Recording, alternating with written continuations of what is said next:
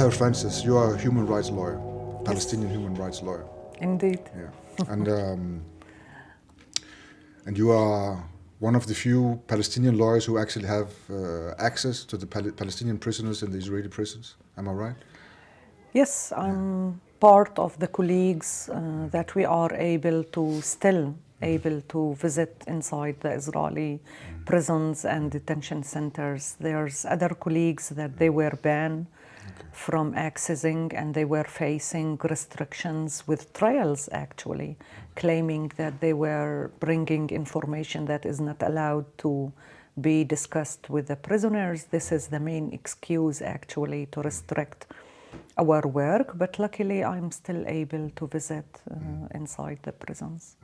I read that around 750,000 Palestinians have been detained since the creation of the State of Israel. Yes. This is both from East Jerusalem, West Bank, and from Gaza, and I think, and I don't remember actually if it's from since 1948 or from since 1967, but it doesn't seem like it's going in the right direction. Of course, actually, these figures are from 1967, but also it's not very accurate. It could be much more higher than that, and especially if we want to take those who were arrested immediately after the creation of the state in 1948. But I think the important point here is to understand how much the issue of imprisonment is connected totally with the colonization regime, with the whole system of control and oppression that is imposed since 48 on the Palestinian people, because the State of Israel were weaponizing the issue of the imprisonment in order to control the whole society, to punish the whole society, to destruct the society, to affect the normal life of the society of the Palestinian people. And it's very visible after the genocide started in October 23. The way how they are treating prisoners, the mass imprisonments, and all the violations we see. This is a powerful example about the practices that were implemented for decades now, but now it's more intense. So if we jump right into it, I know a lot of Palestinians. I know the situation has escalated in the Israeli prison. It was bad before 7 of October. It has escalated. Also among how many Palestinians they killed. I think the official number is at least 60 Palestinians were killed since 7 of October in the Israeli prisons. A lot of stories about rape and torture, testimonies. And can you tell us a little about how it was before 7 of October and how everything escalated after? Yes. So before the 7th of October, the total number of prisoners were 5,200 more or less. Out of them, there were 1,250 administrative detainees arrested without trial or any legal procedures. And immediately on the 7th of October, the authorities declared special emergency situation in the whole country and special emergency situation inside the prisons, which meant free hand for the authorities to amend regulations, rules, and do whatever they can. And this is what happened. Immediately, the security forces raided the whole prisons, started with collective punishments, attacking physically the prisoners, confiscating their clothes, their books, all the property they had in their rooms. They cancelled and closed all the medical services in all of the prisons. They immediately banned all the Red Cross visits and the family visits, isolated the detainees totally. They also cancelled our visits as lawyers for the first 3-4 months, actually. And we started to meet the detainees just over the video conference in the process of the trial. And then we started to hear about the horrible experience that they were enduring, the daily attacks to their cells, beatings and rape and sexual harassment, the starvation policy, the minimizing the amounts of food and the quality of food that they were offering, banning the shower and changing your clothes. The winter was starting and they didn't offer them proper clothes. All these practices became to be more and more and more disclosed in these meetings. And we started to discover the level of severe torture and the humiliation and the degrading treatment. And also people were starting to die under this torture and brutality. And the current number is more than 88 people actually who lost their life inside prisons. And this is just the numbers of the cases that we know the identity of the people.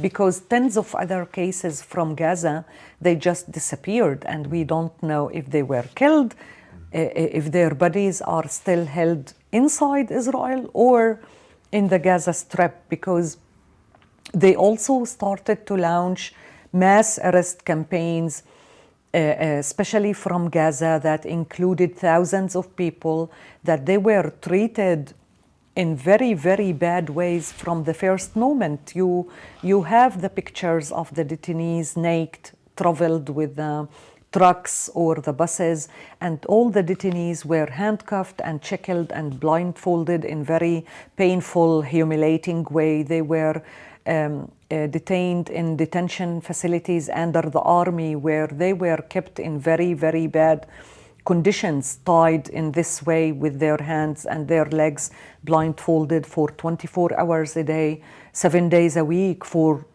long months. Like, we are talking about people who were handcuffed and blindfolded for more than 1 year, 1.5 years, suffering the starvation and the sexual abuse, the rape, the torture, the attack, the beatings, and using the dogs, the trained dogs, to attack the detainees. And to rape them also, the dogs? You know, there is some detainees that they claim they were raped by dogs. To be honest, me myself, I've never documented such a case, but it could be that it happened. Lots of detainees reported that dogs were urining on them, were physically attacking them, and trying to sexually harass them. So they were using dogs in a very systematic way in attacking the Palestinian detainees.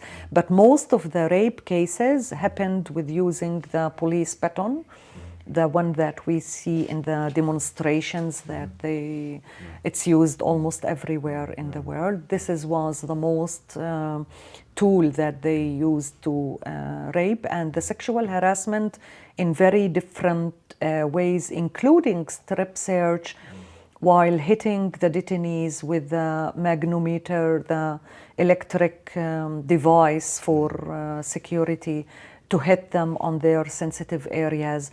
Or they were also, in some cases, severe, using the plastic handcuffs in order to put it on the sensitive areas, and they caused cutting of one of the bowls of one of the detainees in one case, actually. Yeah. So and this you can call this torture and this treatment of the Palestinians. It's not just something that happens by chance, but because they got a little bit more interrogated after 7th of October. But it's actually, it seems it's very systematic what they're doing against the Palestinians. There's a system behind it, and it goes all the way up from the government, what is implemented in the prisons now. Of course. To break the spirit of the Palestinians as human, and to completely dehumanize them, and break the spirit of also resistance and so on. Definitely. This is why from day one we realized that this is part of the genocide, because the orders were not hidden. It was coming publicly from Ben Gvir as a minister responsible for the internal security. He's responsible about all of the prisons. The prime minister and other ministers, the way how they were talking publicly about the prisoners' issues and calling the prison authorities to use these techniques was very clear, not hidden. So, and the widespread use of all these measures in all of the prisons, in all of the detention centers, it reflected a systematic policy. It wasn't one soldier or one police officer or one guard that implemented these things. It was happening on daily basis. It's still happening in different levels, but it continued for more than 2 years in all of the prisons, in all of the detention facilities, against almost all of the Palestinian detainees. And we are talking about more than 30,000 people who were arrested from the West Bank, East Jerusalem, Gaza, or inside 48 in these 2 years that they were subjected in different ways for these forms of abuse and harassment and grave violations for their basic rights. You know, even banning the detainee from showering for 3 months while under starvation and such humiliation treatment, this is by itself a torture. It's not just the fact that they were physically attacking them. The treatment became a kind of a torture, psychological and physical torture, because they kept them in such degrading conditions, in such physical, serious conditions that they imposed the psychological and physical torture on the detainees, even if they didn't touch them. And it was really very systematic policy since October. And there's a long history of the torture, you know, the traditional torture that is used in interrogation or in the prisoners' cases. It's not something new in the Israeli context. Since ever they were torturing, and they caused the death of more than 130 people under torture since 1967 till today. And we documented hundreds of cases of severe torture, but this time, like before, the torture mostly were used in the first stage of the arrest and in the interrogation. But in the prisons itself, it was a bit more calm in the last couple of years, not so dramatic treatment that is really very aggressive and violent like we face. Maybe in the 70s, the situation was similar. At the beginning, after a couple of years after the occupation, the treatment against the prisoners were very harsh. But let's say in the last 10, 15 years, there is difficulties, of course, and the prisons are not a 5-star hotel, and there's serious violations, but it didn't amounted to the cases what we documented, the conditions we document in the last 2 years. How many cases do you have yourself?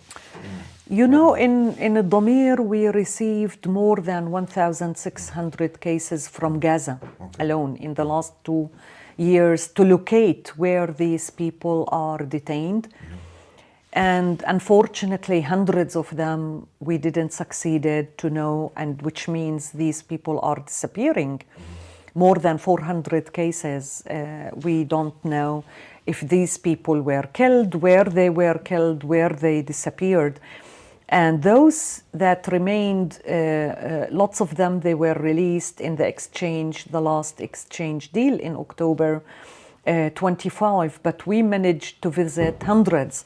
Me, myself, I estimate that I visited more than 300 people in the last 2 years.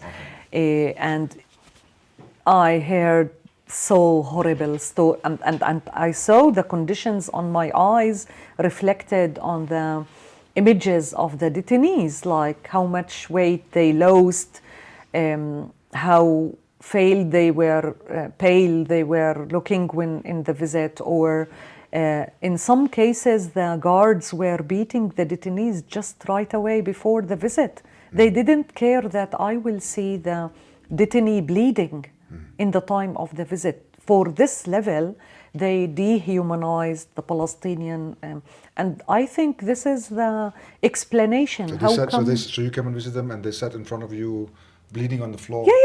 Yeah. And it's visible that someone punched their face to the ground just before the visit.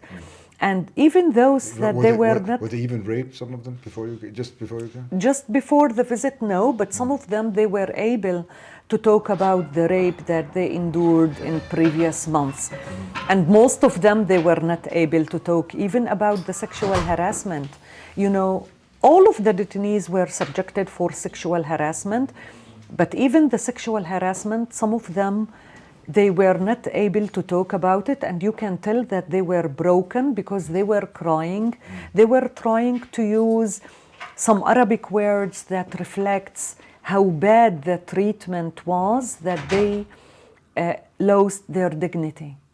What you would understand from a young man, that he will tell you the treatment caused that I don't feel the same person, I lost my honor, I lost my dignity.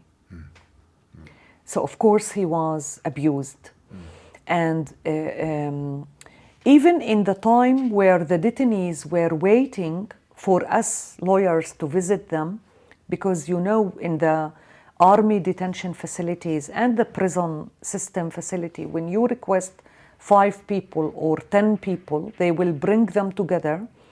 They will keep them either outside or in another cell in very bad conditions. They were forcing them to kneel on the ground with their head to the ground, handcuffed, and their hands on top of their head.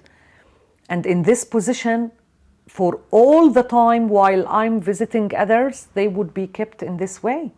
So I received, like after 3 hours or 4 hours, I received a detainee that he couldn't talk to me because he was so tired from staying in this position for 3-4 hours in summer under the sun outside, that he needed 10 minutes or 15 minutes just to take a breath and to be able to start the visit. It was very, very harsh experience that I've never, in my 30 years experience as a lawyer defending Palestinian prisoners, experienced. Even myself, like not just the detainees. I mean, it was very, very difficult to visit and to hear these stories. Are there some stories that stuck more than others? I know all of them, they have horrible stories and they're in horrible conditions, but are there some stories that somehow stuck with you more than others? Yes, of course. Those who talked about the rape, for example. And I would say several detainees, like not just one. Also, the experience is different. One detainee was raped very brutally, and it was a very harsh case. And actually, I visited him several times, and he was encouraging me, not the way around. I was shocked to discover how much he is aware what's the aim of such treatment, to break the soul of the people. And he was saying, it's not my fault. I shouldn't be ashamed that they did this for me. I know exactly why they did it. It's very harsh, but I will not be broken.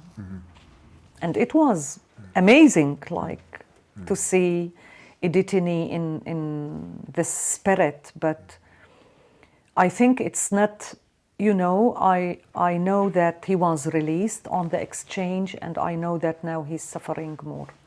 Because now maybe he's realizing all the trauma that happened with him.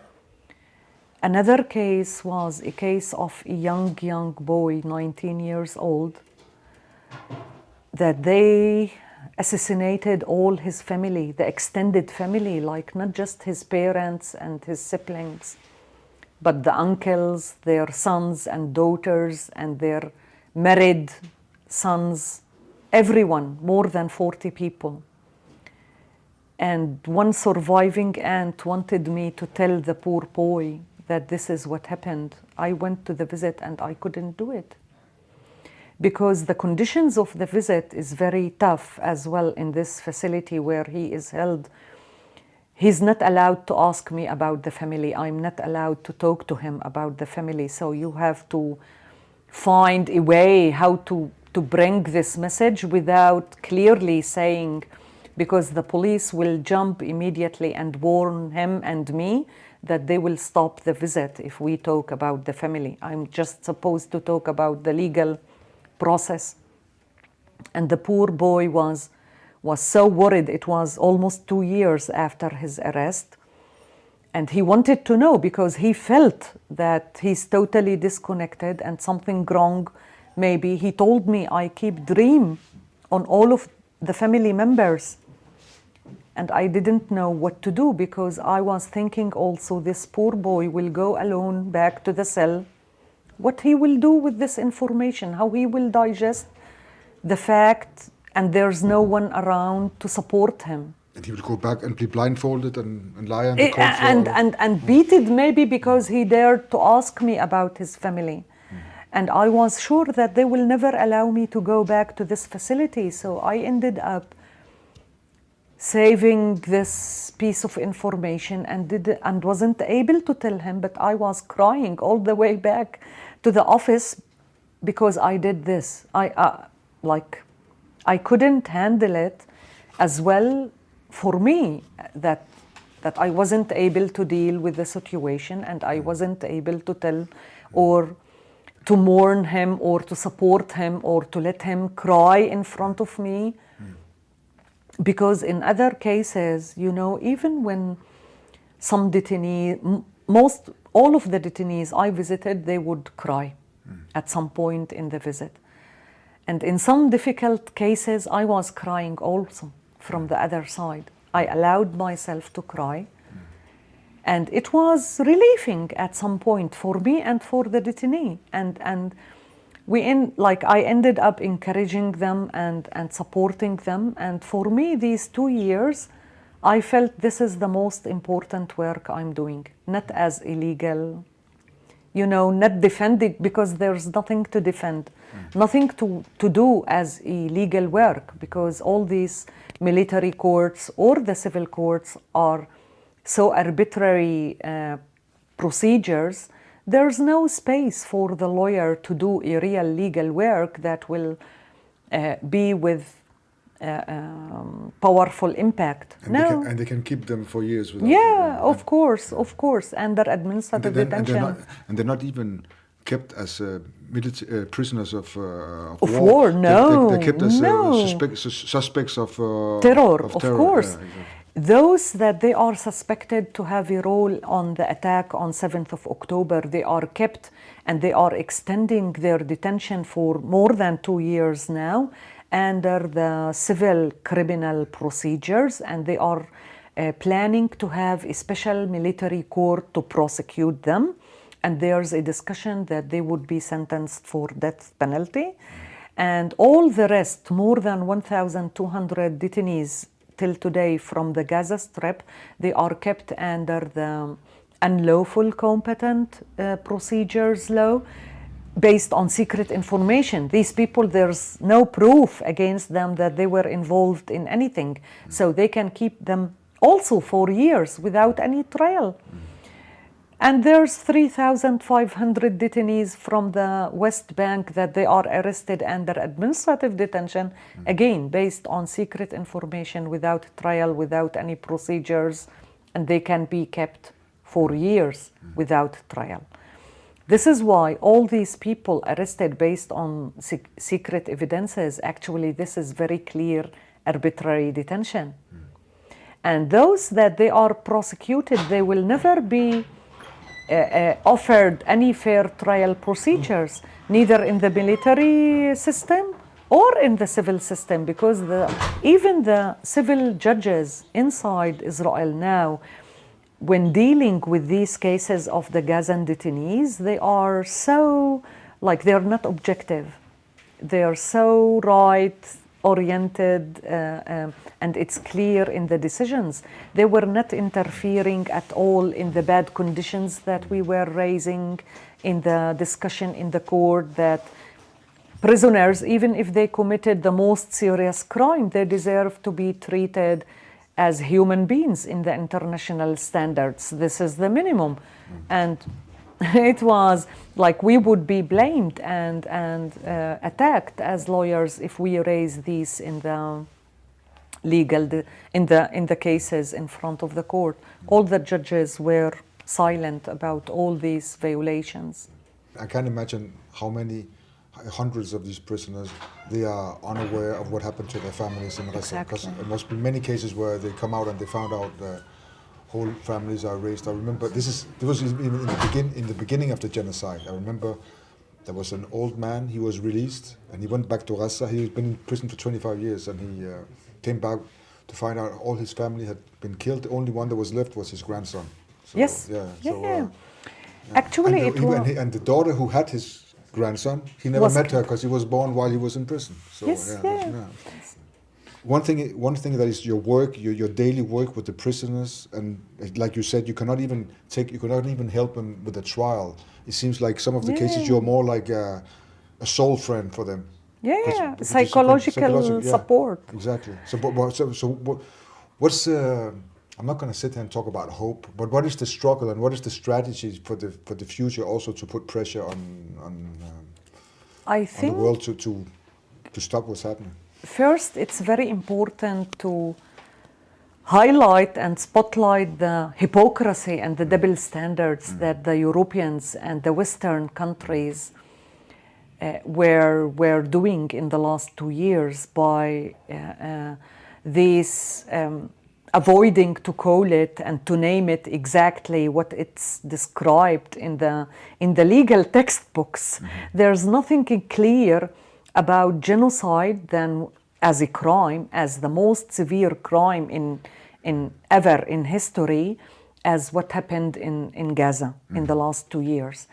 And all those that they are denying the fact that this is genocide actually are complicit in the destruction of the international law system, whether it's the international humanitarian law or the international human rights law.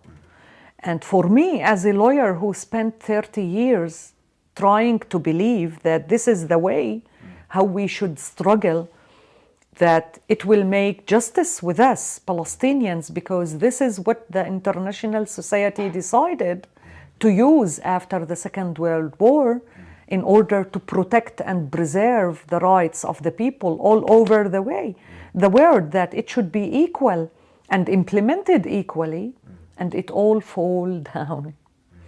But I mean, this is exactly also what keeps hope for me, that this is about our humanity. It's not just about Palestine anymore. It's not just because I'm a Palestinian, I'm fighting this cause. Because for me, the Palestinian cause now reflects the honest of the whole world, if really we treat people as equal and respected and we have the same rights or not. If we don't support the Palestinian cause and make it, if we don't end this colonization, the genocide, the apartheid, all these serious violations, I think we are losing our humanity. And we are deciding that the world could be a jungle and the powerful people can do whatever they want. How much help do you feel you get from eternal so-called Israeli human rights organizations? How much humanity is there from them? It was very difficult and very disappointing, to be honest, because I think the most famous of them being a bit Salem, yeah. Of course, it took them long time to admit that this is genocide and to go out against the genocide. I know now there some of the organizations, they are talking about it clearly, publicly, and they are paying a price, I would say internally, that they are attacked, but it doesn't reach the price that the Palestinians are paying. So you cannot compare. And I think they had much more responsibility from day one to affect their internal media and the public opinion. And they failed, and they are still failing, because in general, the public opinion in Israel is very problematic. No one is talking about genocide, and that the fact that they committed and still committing genocide for the last 2 years. And they are not able to open their eyes and to see what they are doing for the Palestinian people. And they are still playing this role of being victims, and that this is justified for security reasons or for any reason that could be. And the few members in these organizations that were able to speak out, they're doing good work, but it's not enough. Is a part of the work, is it also because there is no, it doesn't seem like there's any, it's not going to change anytime soon. Correct me if I'm wrong, if you believe otherwise, but is a part of the work also to document all the crimes, so the people who did all these crimes will be held responsible at some point? Of course, this is what justice means. And to connect it with the previous question, for me, the change cannot come just from the outside. I mean, the outside pressure is very essential in order to stop it. But if we want to look for the long term, the coexistence or living together in this piece of land, how you would do it? How you would do it? Someone is expecting that the Palestinians should just forget and forgive, and that's it, and everything will be okay? No, without accountability, without the Israeli government and as individuals paying the price of this very serious crime. It's the most awful crime in the law, in the international law, the genocide. If they are able to get away without any accountability, I don't believe this will bring justice for the Palestinians. No. So accountability is very essential. And accountability, by the way, could be reflected in so many ways. It doesn't mean that someone should be imprisoned for life sentence, or thousands should be imprisoned in life sentence. No, it's not what I mean by accountability. Accountability also is taking responsibility, is compensating, is admitting what you did. There's also this new law that has passed the first round in the Knesset about death penalty of the prisoners, which is, I think, is this brilliant idea of this one of the top demons, Ben Gvir.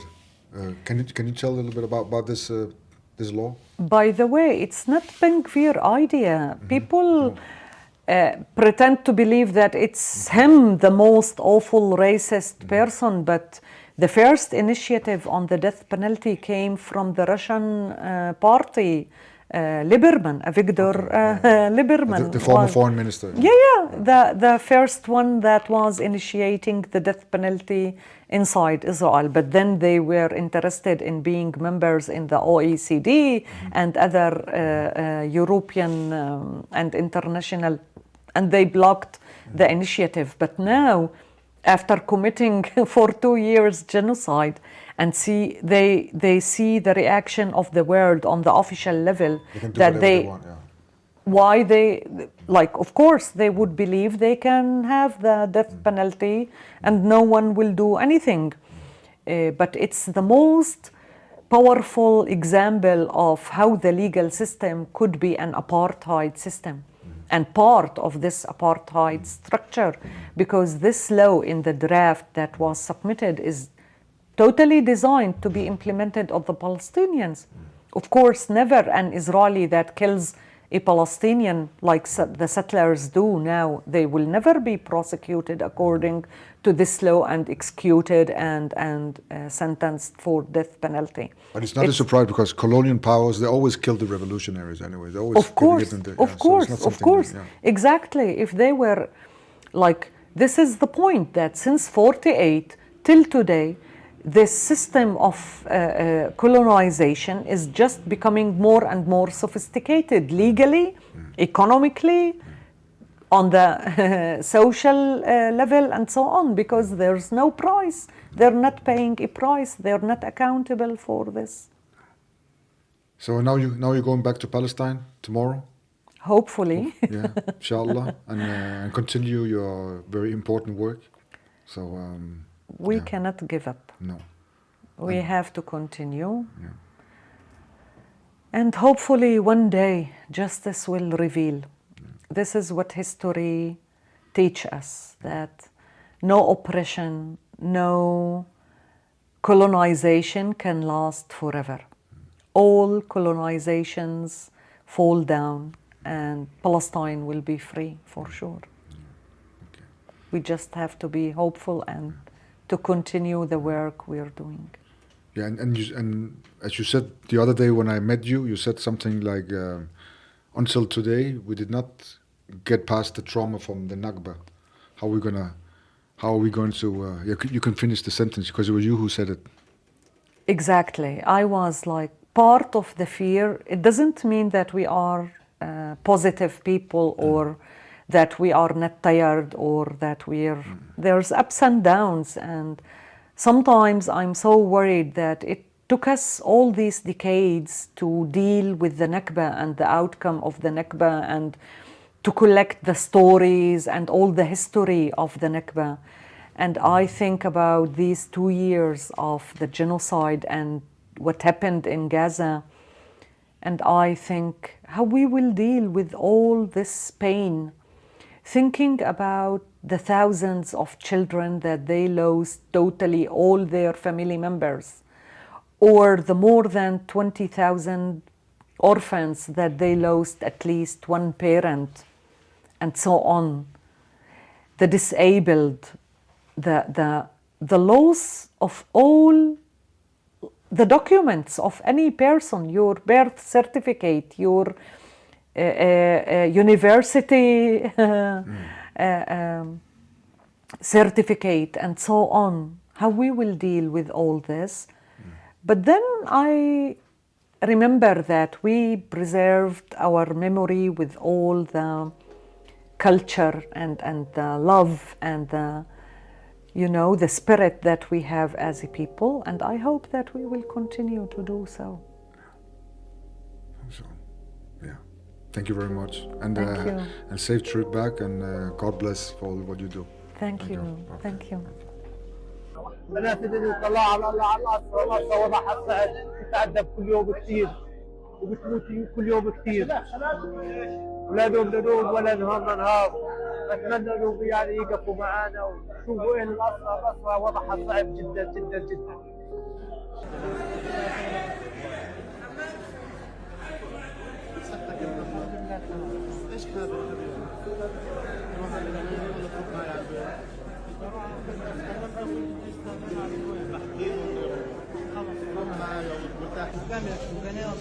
وسهر وينام فيش اكل فيش تطلب العلاج بعد كل شيء